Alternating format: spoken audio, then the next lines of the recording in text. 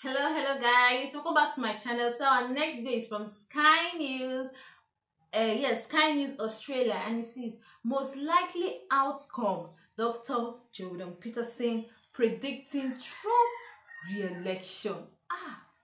Our whole demand. Dr.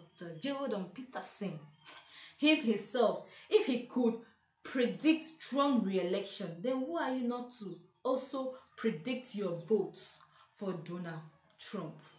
Let's watch this out. So two questions on the US election. Can Donald Trump win?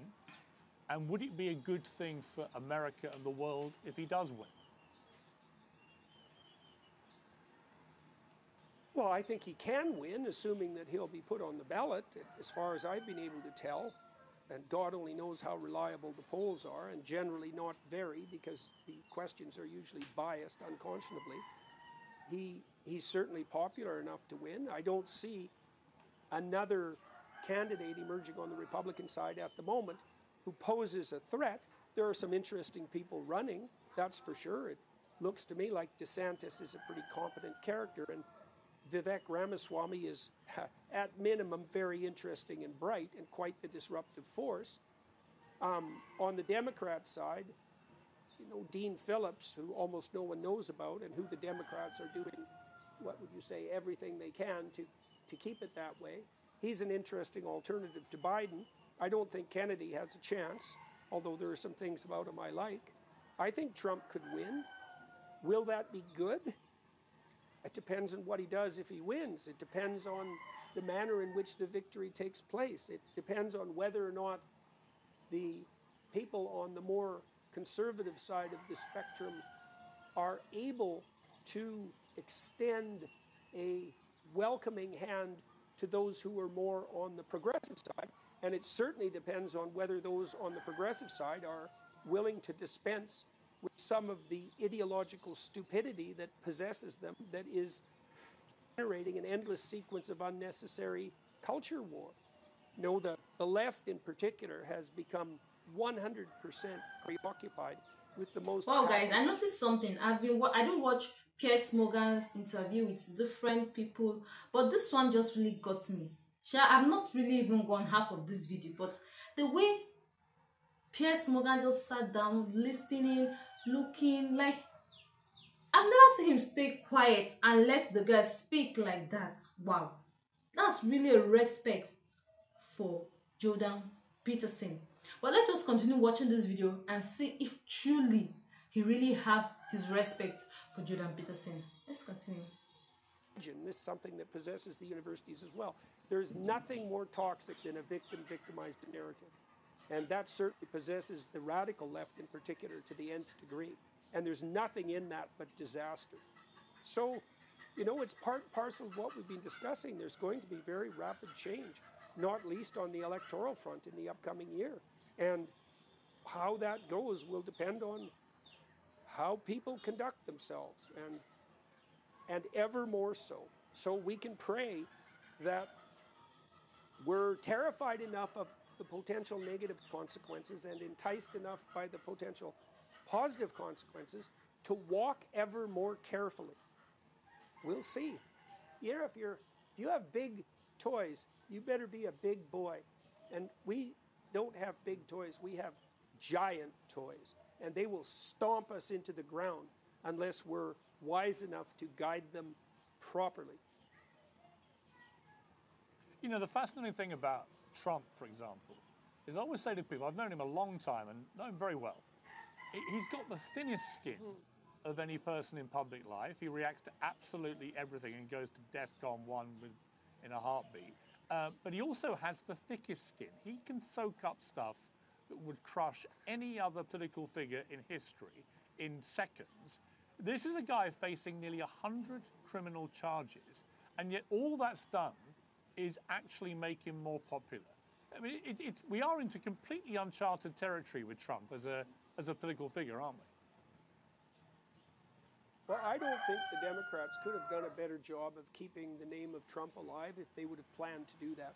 And it's certainly possible that in some ways they did plan to do that, because the scuttlebutt among the political theorists that pass for wise men among the Democrats is that, well, if Trump is the candidate, then Biden can beat him. It's like, well, not necessarily. I wouldn't bet the farm on that, although that's probably already occurred. And, you know, Trump is canny enough to know that in some real way, all publicity is good publicity, and it's certainly the case that the Democrat persecution of Trump, and I think that's the right term, has kept him alive and has also cast him so perversely in the role of victim that the Democrats themselves are always, what would you say, trumpeting as being allied with. It's an unbelievably demented move on the strategic side. You know, my sense was if Biden would have taken a careful look at the Abraham Accords, which he certainly should have, because then we wouldn't be in the situation we're in right now in relationship to Israel, let's say. He could have given Trump a medal, clapped him on the back, said, "Good job, mate," and maybe he would have ridden off into the sunset. Now, that would have meant the Democrats would have had to contend with someone like DeSantis, let's say, who's at minimum hyper-competent. And I don't think that was in the cards. So instead, they determined to play idiot political games, not like those aren't well known on the Republican side, and they raised Trump from the dead, and they do that continually. So, well, I think personally, and this is just a guess because what do I know, I think that the most likely outcome is that Trump is the next president. That's what it looks like to me. So I think that's unfortunate. Yeah, I think that because could he's absolutely he's so happen. divisive, eh? That's the problem. Yeah. Yeah, I mean, you know, it was interesting because when I did the Celebrity Apprentice, the first series of that back in 2008, I saw Trump across a boardroom table for 3 hours a night for about 6 weeks, and you get to know somebody pretty well actually, because a lot of it didn't get aired. If he showed even an ounce of the empathy that he showed to people then, if he showed more of the humour without being vicious, if he showed less of the punching everyone in the face and more of occasionally putting a metaphorical arm around people, I think the perception of Trump would change dramatically. But he seems to think the only way to be a political leader is to be a kind of swaggering, trash-talking, very aggressive person. And I think that's a shame. It's a shame for him, and it's a shame for those like me who see a lot of good in Trump. He's been, you know, he was very good to me. When I left America, left CNN and went back to Britain, I can count on one hand the number of American people in the business, if you like, who stayed in touch with me. Trump did.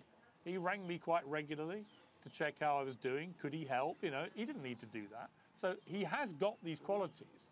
It's just I don't see much evidence of it, of him as a political leader. He's taken a different path. Well, I would say part of that is a consequence of the fact that the radical leftists have given it compassion and empathy a bad name. You know, and so because Trump is standing against, especially the radicals, he's been put in a position where he more or less de facto has to stand against that kind of smothering, quasi-maternal, devouring sympathy that's part and parcel of being allied with the victims. And so part of that's an ideological problem. See, guys, it's really pissed me off when people say Trump is decisive. Like when Trump deceive people, when Trump doesn't really think about his people, doesn't really put America first, doesn't really think anything about them, or he thinks less of them. When all Biden and the left talk about is how awful the people who support him are. Like seriously, it's just so annoying, and most people don't want to see these things. Most people don't want to shine their eyes. Apart from vicious criticism with regard to those faults, there has been an absolute surfeit of devastating criticism and persecution for faults that are not real. And, you know, it isn't obvious to me how much a person can take without starting to feel continually embattled. You know, I've certainly had to fight against the proclivity to cease turning the other cheek, let's say, with regards to those who regard themselves as my enemies.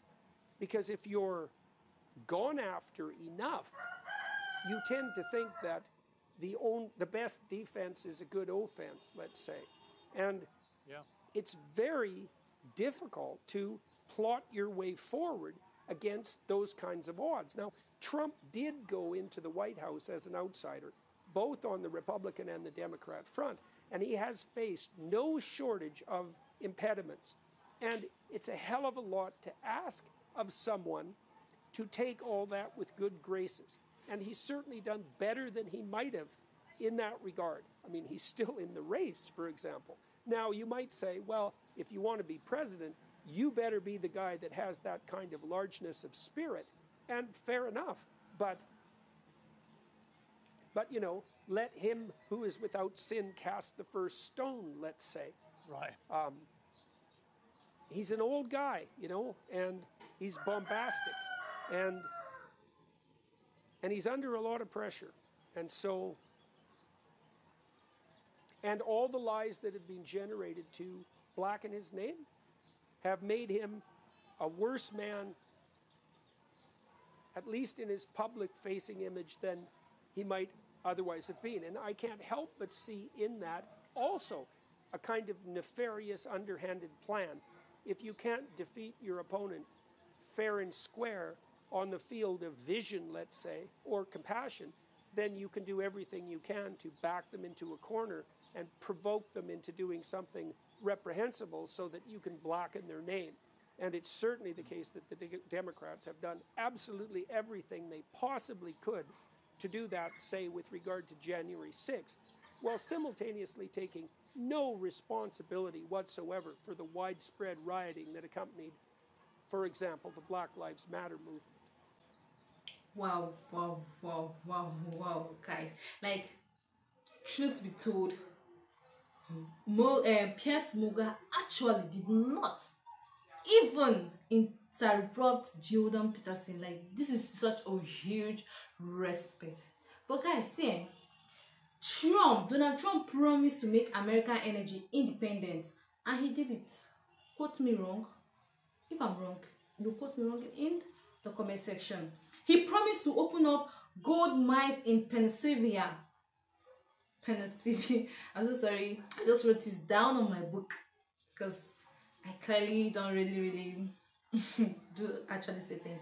Is it Pennsylvania? Guys, in case I did not pronounce this words correctly, please do it correct me in the comment section. Because guys, like, he creates thousands of jobs opportunity, and I could say then things were really cheap. Things were not really costly. Like, things are not like during Donald Trump time. It wasn't really bad to this extent now. Like, he promised to move US embassy to Jerusalem, and he did it. But Obama and the rest of them promised that too, but did not have a stomach. I'm sorry, but they did not have a stomach to comply with campaigns, manifestos, campaign promises. He promised to stop illegal immigration, and he did. Donald Trump did all these things. Like, in case he did not, please do well to quote me wrong in the comment section. If Donald Trump could do all those things, as in things were moving well, things were moving sweetly, like, it was so sweet then than now. You don't need anybody to tell you what to do. You don't need anybody to persuade you again. You on your own, you are supposed to know what to do. To move, you know what to do so that America will return to its past glories again. See, Trump being re-elected, back to power, will be one of the greatest things which will happen to America. I'm telling you, as well as the whole world, not even America, as well as the whole world. Do well by yourself. Do yourself well. Do good. Do right. Let me know what your thoughts are in the comment section. Like, watch, and subscribe to my channel, and have a wonderful day ahead. Bye bye.